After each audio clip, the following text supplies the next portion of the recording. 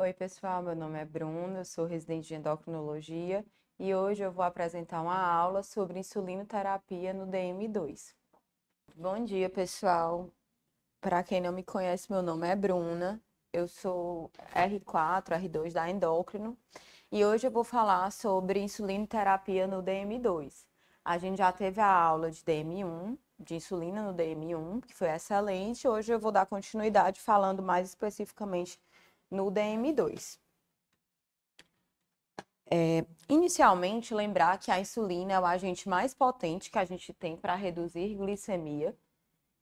A questão é que, em comparação com os fármacos orais, ela tem o inconveniente de ser injetável e de ter mais chance de causar hipoglicemia.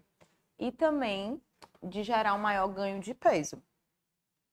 Então, segundo as recomendações da ADA e da SBD, a gente sempre deixa a insulina restrita a algumas situações.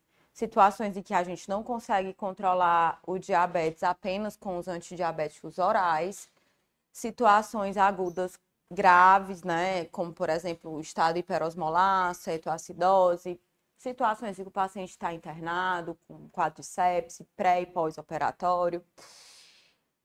E na gestação. Então, a insulina ela fica restrita a essas situações, mas a gente acaba usando bastante, principalmente pela dificuldade no controle de alguns pacientes, como eu vou falar mais na frente. Então, a fisiopatologia do diabetes, eu sempre gosto de relembrar porque é uma doença muito complexa e é uma doença que tem um caráter progressivo. Então, assim, diante dessa aula de hoje, eu trouxe o octeto, mas eu queria focar na questão da deficiência que vai acontecendo de secreção de insulina.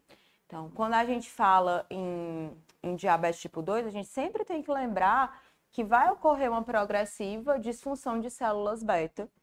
A priori, aquela resistência insulínica inicial, ela gera um esforço pancreático maior, um aumento na produção de insulina para tentar vencer aquela resistência periférica, que ocorre uma maior demanda do pâncreas e progressivamente a gente vai ter a redução da quantidade de células beta e um defeito na secreção também.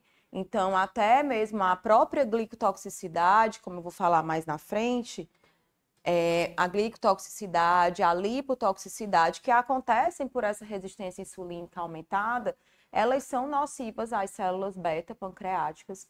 E desde o início do diabetes tipo 2, você já tem uma disfunção importante dessas células beta.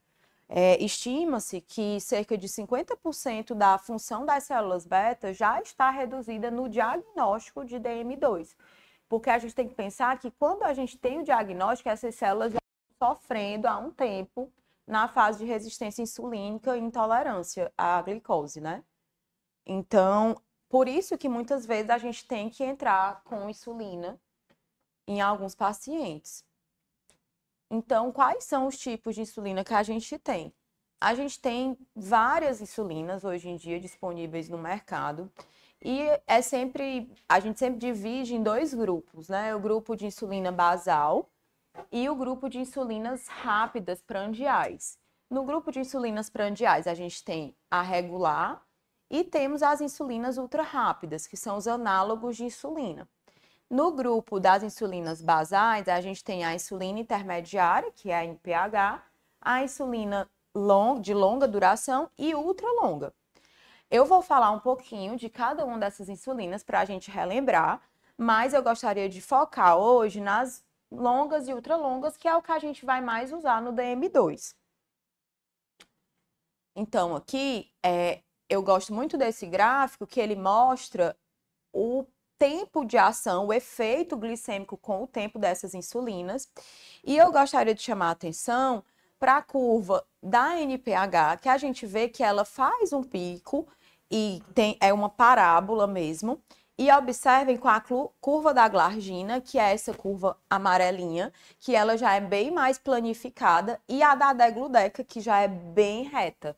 Então, isso mostra o perfil de ação da insulina, mostrando que Por isso que a gente sempre fala que a degludeca, que é a ultra longa, ela é mais estável, como eu vou falar mais na frente.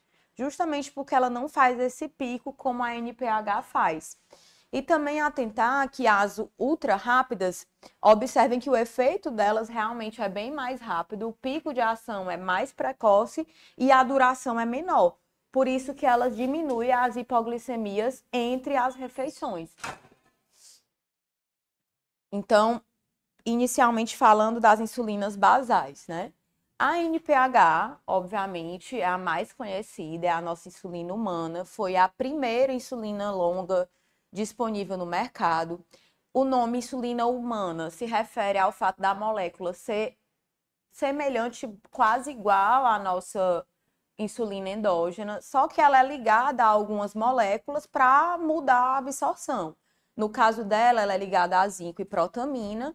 A protamina, inclusive, que deixa esse aspecto leitoso na NPH.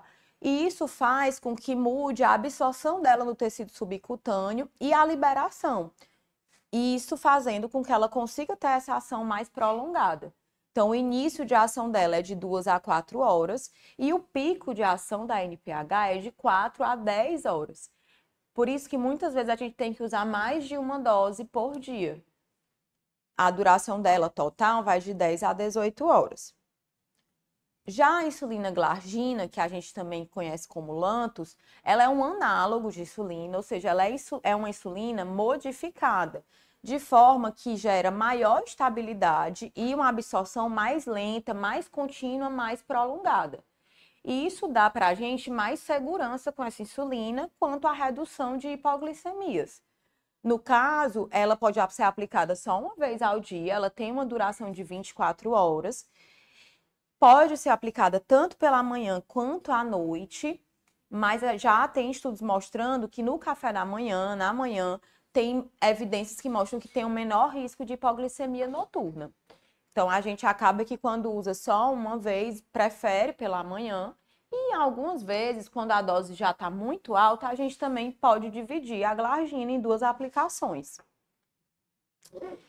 Lembrando que quando a gente vai transicionar de NPH para a glargina, ela é como se tivesse um efeito mais potente. A gente reduz a dose em torno de 80% da NPH, da dose total.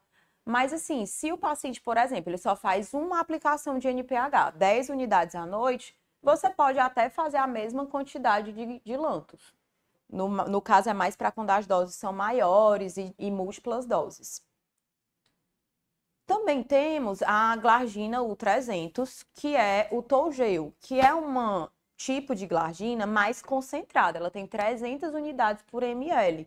Isso faz com que ela tenha um efeito, né, mais potente no sentido dela ser mais concentrada, mas também ela tem uma liberação mais lenta. Ela é uma insulina ultra longa. A ação dela é muito parecida com a da gludeca. A gente não costuma usar muito. Só comparando as duas glarginas, a Lantus e a Toujeo, que a Toujeo ela tem essa ação mais prolongada, tem um risco de hipoglicemia menor ainda e ela é ainda mais estável. A DTMI é um tipo também de análogo de insulina ultralongo, de ação longa. A ação dela dura 16 a 23 horas, então ela não é tão longa quanto a Lantus. Então, geralmente, em pacientes DM1, principalmente a gente usa a DTMI em mais de uma aplicação. A DTMI hoje a gente escuta e vê cada vez menos, porque ela foi descontinuada, a produção dela ano passado pelo laboratório.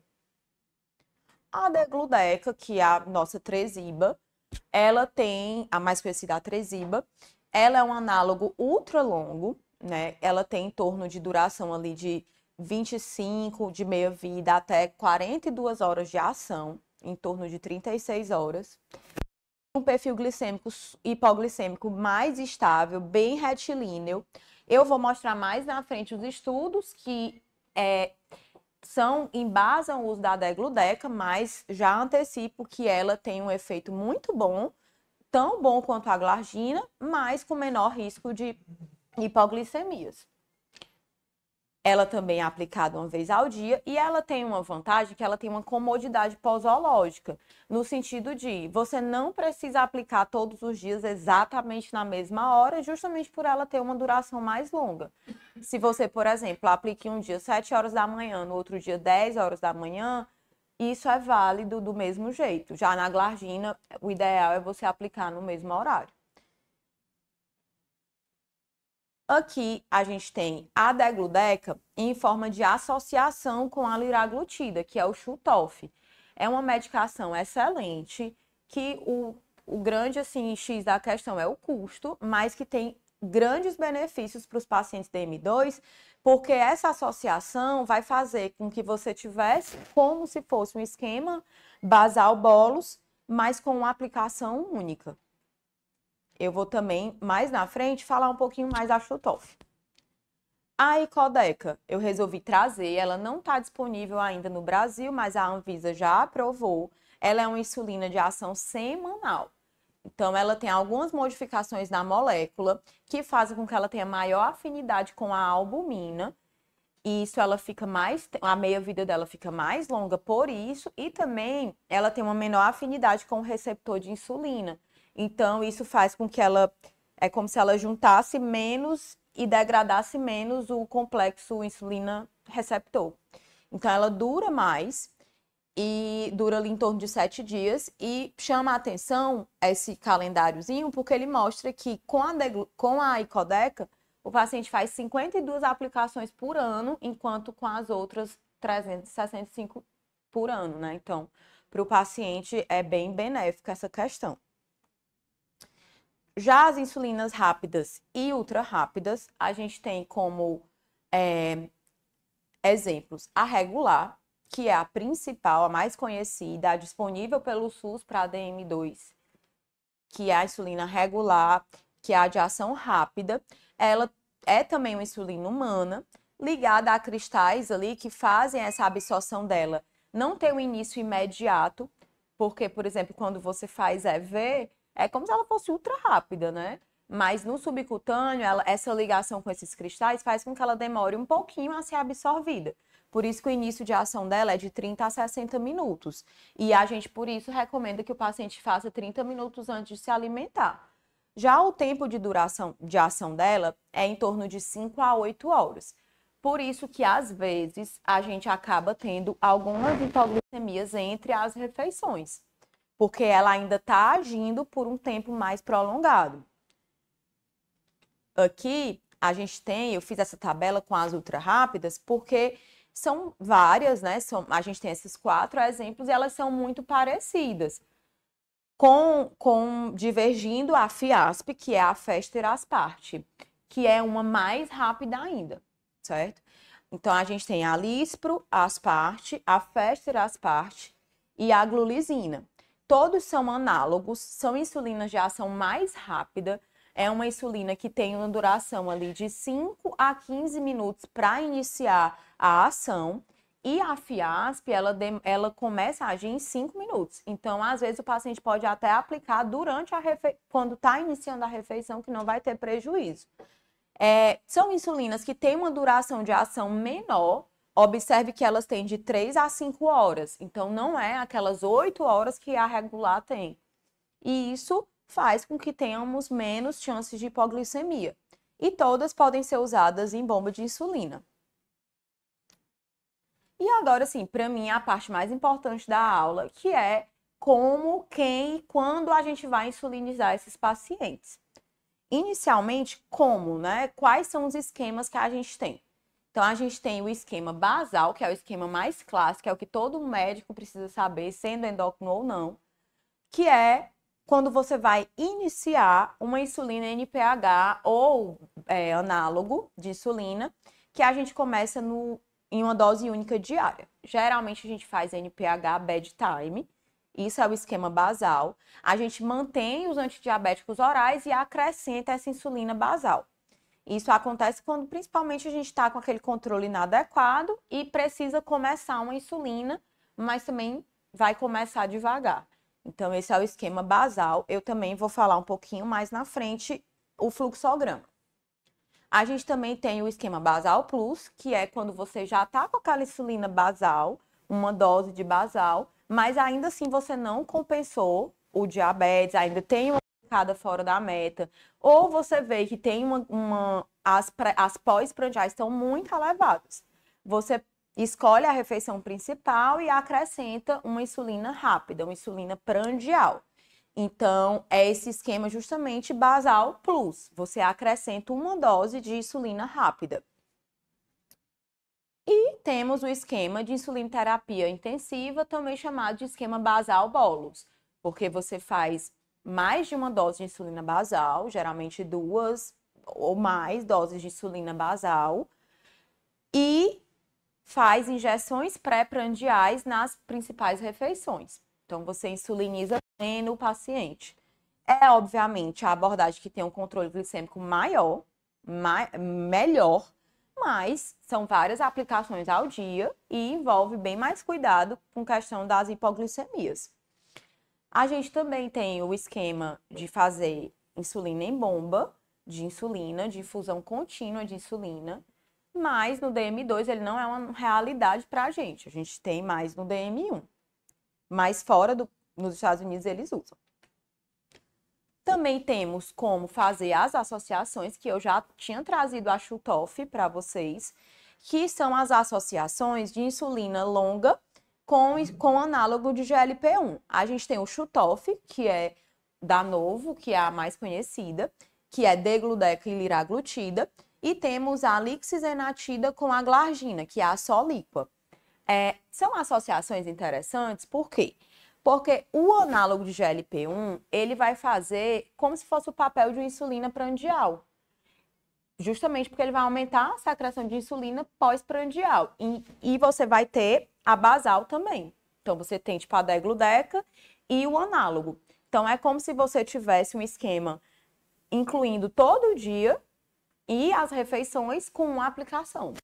E ainda tem a vantagem de contribuir para não ganhar peso. Ah, Bruna, mas é análogo, é a liraglutida. O foco não é perda de peso, mas pelo menos não tem o mesmo ganho que a insulina sozinha.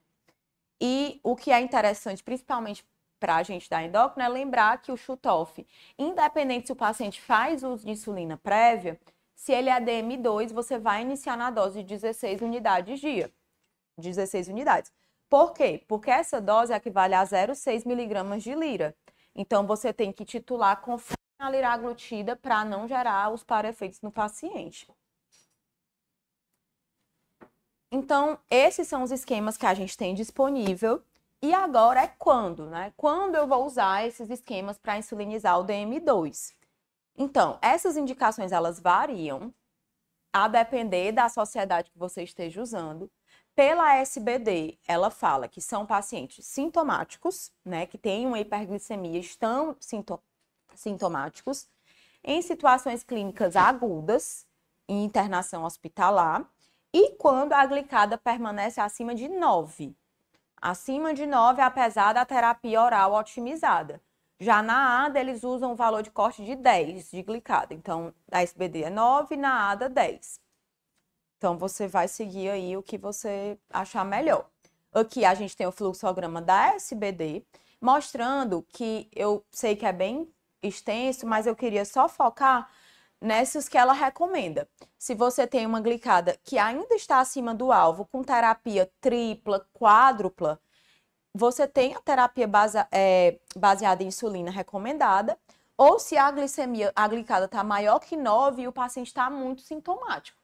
Está com poliúria, polidipsia, aí você tem indicação de insulinizar.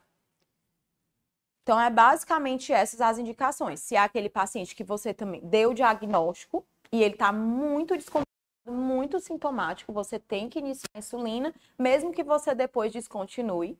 Pacientes que estão com a glicada muito alterada, maior do que 9, que estão também sintomáticos, ou pacientes que estão descompensados, não tão sintomáticos, mas que você já fez tudo que você tinha disponível oral ali e não conseguiu controle de glicada. Aí você vai para a insulina. E aí, como fazer essa insulinização? Como manejar? Eu já sei quando eu tenho que iniciar, como eu vou manejar. Aqui eu trouxe o fluxograma da ADA, que eu achei mais didático. Então, vamos esquecer aqui, vamos lembrar quando iniciar, a gente já sabe. Como é que você vai iniciar?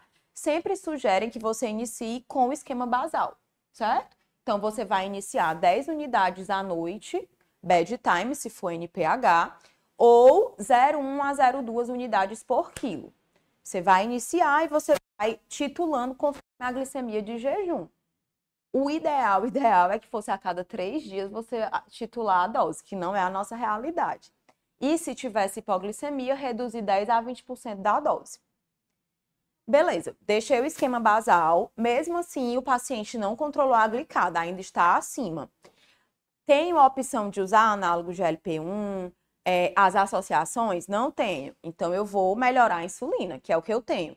Então, você pode aumentar a dose de basal e dividir, por exemplo, deixar uma de manhã e uma à noite, ou você pode fazer aquele esquema basal plus, de deixar uma insulina na refeição, que ele recomenda que você faça 4 unidades na refeição que você vai iniciar, ou 10% da dose de basal, que ficaria muito pouco, né, na maioria dos casos. Se mesmo assim a glicada estiver acima do alvo, você vem para essa segunda setinha, que no nosso caso é mais fazer o basal bolus mesmo. Lá eles usam muito essas insulinas pré-misturadas, que são insulinas que é como se já viesse a lenta e a rápida na mesma caneta, sabe? E aqui eu fiz esse esquema para ficar mais fácil de visualizar. Então, o primeiro passo é você iniciar com NPH, bedtime ou análogo de insulina, naquela dose que a gente comentou. O segundo passo seria, você tem 3 opções de segundo passo. Seria você aumentar a basal e dividir em 2/3 pela manhã e 1/3 à noite, ou você fazer o esquema basal plus, que é colocar essa unidade a mais na insulina na refeição, ou fazer as associações. Mesmo assim não controlou, aí você vai para ou insulinizar pleno ou ficar fazendo prandiais mais altas, doses mais altas de insulina. Ou as insulinas misturadas, né, que não é comum. Então, acho que deu para ficar claro. E aqui eu trouxe mais para o pessoal que é principalmente da clínica, para os internos, que é o que todo médico deve saber quando terminar a faculdade, que é o que a gente tem disponível no SUS. Então, os critérios são os mesmos lá de cima, que é aquele paciente com a glicada muito alta, que está assintomático, bem descompensado, que você vai iniciar NPH, porque é o que a gente tem no SUS. 10 unidades à noite ou 0,1, 0,2 unidades quilo. Aí você vai reavaliar esse paciente, monitorizar a glicemia de jejum e aí você vai ver. Se você conseguiu controlar, você mantém e acompanha. Se ainda assim está descompensado, você considera dividir a dose de NPH para deixar pela manhã e ao dormir, ou vai aumentando a dose. Mesmo assim, o paciente não atingiu o controle, inicia o uso de insulina regular. E aí você vai fazendo os ajustes, caso o paciente não atinja a meta, você encaminha para o endócrino.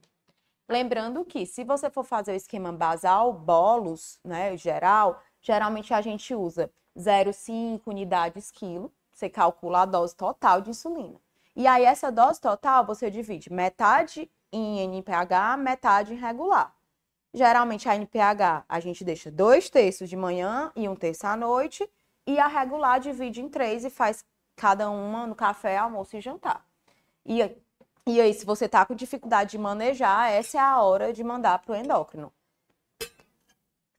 Mas isso de iniciar uma insulina bedtime, teoricamente, é para ser feito em unidade básica.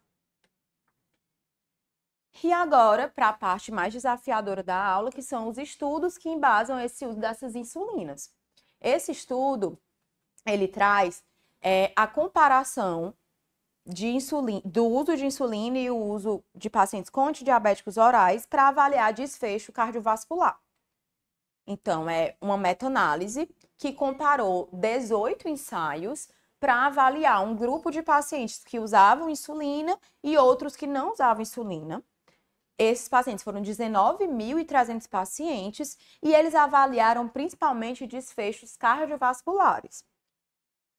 o que a gente teve de resultado é que não teve diferença de mortalidade no uso de insulina ou uso de antidiabético oral, que o controle glicêmico foi um pouco melhor com a insulina, mas uma diferença discreta, que a meta de glicada foi parecida nas duas e que com a insulina a gente teve maior risco de hipoglicemia, que é o esperado.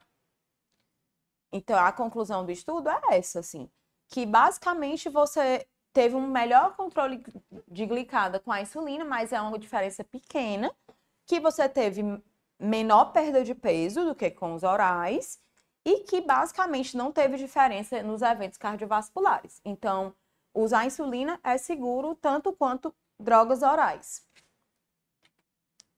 Esse estudo, ele é muito interessante, eu achei ele, assim, muito curioso.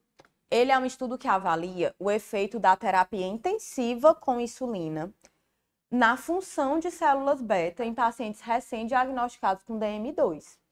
Será que vale a pena você acabou de diagnosticar um paciente, você intensificar o tratamento? Isso vai gerar um benefício a longo prazo?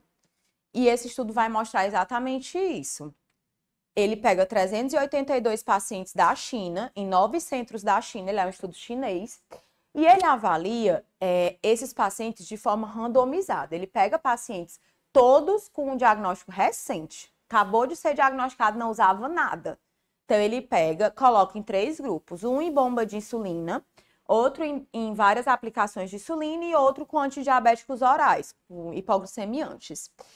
E eles buscam atingir uma média de glicemia de jejum e pós-prandial, que, se não me engano, é 110 de jejum e 144 pós-prandial. Então, quando eles atingem essa meta, eles avaliaram também quanto tempo durou para atingirem a meta. Quando eles atingem, eles deixam 2 semanas e depois suspendem o tratamento.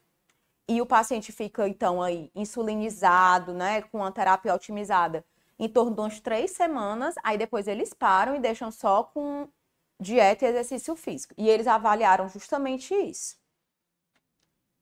E aqui são os resultados. Nesse gráfico, a gente consegue ver que, primeiramente, o controle glicêmico inicial foi bem mais rápido com a bomba de insulina, obviamente. Em 4 dias, os pacientes já chegaram. Com as doses de insulina em múltiplas aplicações, 5,6 dias. E com fármacos orais, 9,3 dias. Mas isso que me chama a atenção. Isso são a porcentagem de remissão dos pacientes. Observe que os 3 grupos tiveram uma taxa alta de remissão do diabetes depois de 1 ano. Então, assim, são pacientes que fizeram um tratamento intensivo, ficaram 1 ano tratando com dieta e exercício físico e mantiveram, 40% desses pacientes mantiveram um controle, remitiram. Então, óbvio que o que eles viram foi que a insulina teve uma maior taxa de remissão, como a gente pode ver aqui. Esse verdinho é o dos hipoglicemiantes orais, mas mesmo assim ainda remitiram. Óbvio que os pacientes não eram pacientes que foram descobertos já tão descompensados do diabetes, era em fase inicial mesmo. E que eles também avaliaram a função de células beta, que mostrou que depois desse 1 ano, no início, todos melhoraram a função da célula beta depois da terapia inicial e depois de 1 ano, só os grupos com insulina mantiveram a melhora. Então, isso nos chama a atenção para, aparentemente, a terapia intensiva com insulina, ela acelera o controle glicêmico, pode promover uma remissão do diabetes e ela tem uma função de preservar as células beta. Então, isso eles sugerem no estudo que o uso precoce de insulina pode modificar a progressão da doença. Porque ela geraria, como eu falei no início, aquela glicotoxicidade, ela é um dos piores fatores para a disfunção de célula beta. E esse tratamento intensivo, principalmente com insulina, protege o pâncreas disso, gera um repouso pancreático e evita a progressão, evita a disfunção, evita a apoptose de células beta. E também tem esse efeito que eles trazem como se fosse uma memória metabólica para o paciente lidar com desglicemia ao longo do tempo. Então, achei bem interessante esse estudo, que não é uma coisa que a gente faz muito, mas que ele fala que realmente tanto a insulina quanto hipoglicemiantes têm benefício a longo prazo para controle glicêmico. Limitações, o estudo é com 1 ano, né? Então, ele só avalia 1 ano depois. Obviamente, a gente não sabe quantos vão manter essa remissão depois, mas, assim, achei bem interessante. E aqui é um estudo bem clássico, que é o Origin, que é o estudo que avalia o uso da glargina. A segurança cardiovascular, os efeitos cardiovasculares da glargina. Ele pega 12.537 pacientes e avalia o uso de glargina versus cuidado standard care, que é cuidado padrão, medicações que os pacientes já usavam. E ele avalia o MACE, que é o desfecho cardiovascular primário, que é IAM não fatal, AVC não fatal e morte cardiovascular.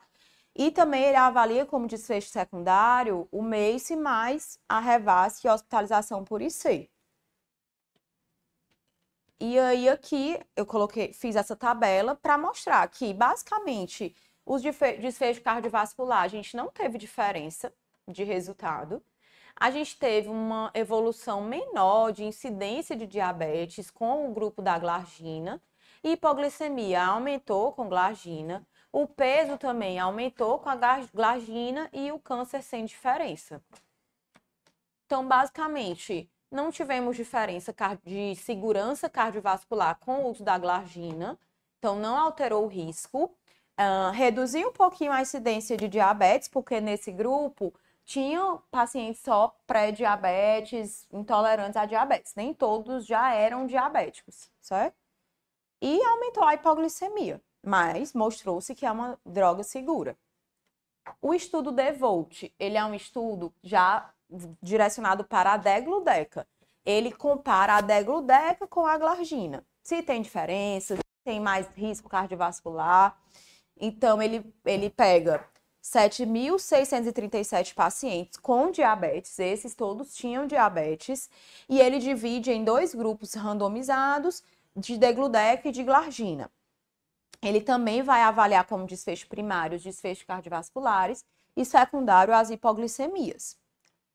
Aqui ele viu que a parte cardiovascular ficou muito semelhante, a glicada também ficou similar nos grupos, mas que a degludeca reduziu as hipoglicemias. Então, aqui a gente vê nos gráficos que tanto a glargina quanto a degludeca têm desfecho primário cardiovascular bem similar, mas que a hipoglicemia, a gente tem uma diferença importante. Aqui é a curva da glargina e aqui a da degludeca.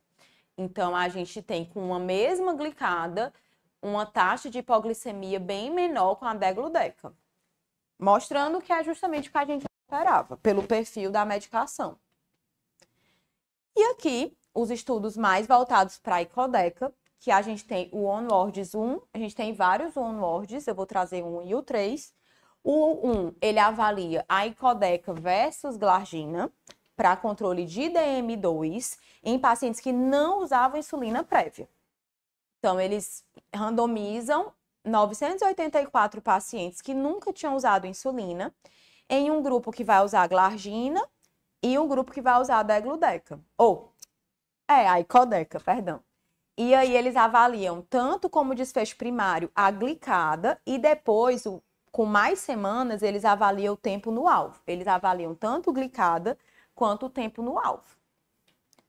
E o que eles viram? A glicada, com 52 semanas, ela reduziu mais no grupo da icodeca do que da glargina. E também ficou um tempo no alvo maior com a icodeca do que com a glargina. E a hipoglicemia foi muito parecido. Então, aqui a gente vê que, como está a setinha rosa, a glargina, ela tem, e a icodeca, uma glicada similar, sendo que a icodeca ainda um pouquinho melhor. E o tempo no alvo da glargina bem inferior do que o da icodeca. Então, a icodeca, ela foi superior em redução de glicada e em melhora no tempo no alvo, com um aumento muito discreto do risco de hipoglicemia. Então, tem um perfil de segurança aceitável para a gente usar. E o ONWARDS 3 é um estudo que ele avalia o uso de Icodeca versus Degludeca.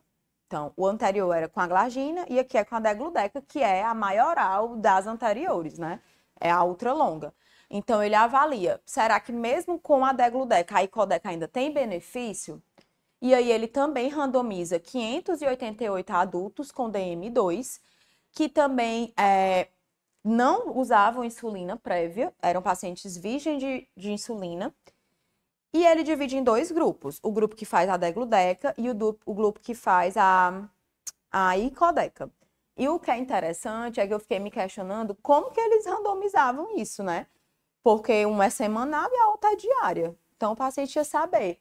Mas eles fazem, os dois usam, tipo, é como se quem faz a Degludeca aplica todo dia e faz uma vez por semana placebo.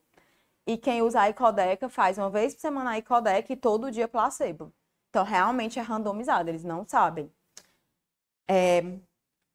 E aí, mostrou que a Icodeca, mesmo com a Degludeca, foi superior, de certa forma, apesar de ser uma diferença menor, como a gente vê aqui. Isso aqui é o gráfico da glicada, certo? Então, aqui a gente mostra que a redução com a Icodeca, que é o azulzinho, é um pouquinho menor do que com a Degludeca. Então, a gente teve um melhor controle de glicada, não teve diferença significativa no peso e teve um maior risco de hipoglicemia, mas foi menos de um evento por paciente por ano. Então, também seguro. Mas eu chamo a atenção para vocês para o possível viés. Como a Icodeca ela é uma vez por semana, é muito mais difícil do paciente, mesmo randomizado, ele errar justamente aquela dose, esquecer justamente a dose que está fazendo efeito. Então, essa questão da adesão, com certeza, impacta no resultado do estudo. Mas, assim, eu acho que o próprio proposta da medicação é essa. Melhorar a adesão, melhorar o controle glicêmico, né? Então, acho que é isto.